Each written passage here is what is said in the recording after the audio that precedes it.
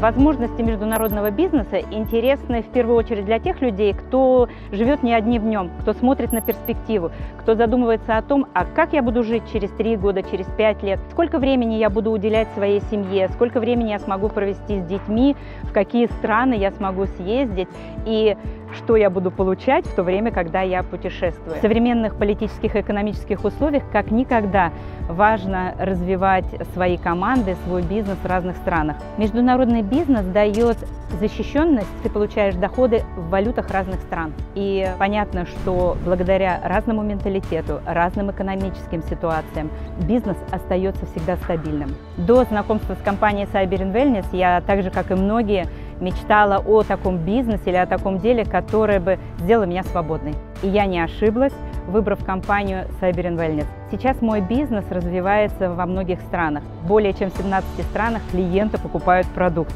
независимо от меня. Они пользуются, получают результат, рекомендуют его дальше. Но серьезный бизнес, я считаю, развивается тогда, когда в стране есть профессиональные или лидерские структуры. У нас сейчас развиваются большие топовые уже команды в Германии, есть лидерские команды в России, и мы развиваем структуры сейчас в Кыргызстане.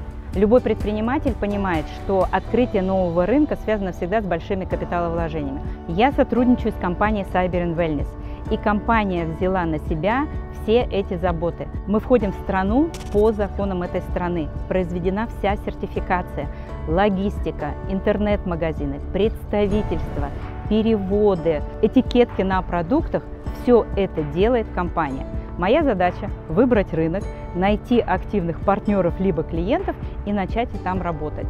Раньше для того, чтобы открыть страну, найти партнеров, необходимо было личное присутствие. Ну, например, командой лидеров мы ездили во Вьетнам, в Турцию, в Украину. Мы приезжали абсолютно на незнакомый рынок, мы искали людей, мы знакомились с ними, мы предлагали продукт. Это был долгий процесс. Сейчас для того, чтобы открывать новую страну, не обязательно сразу туда ехать.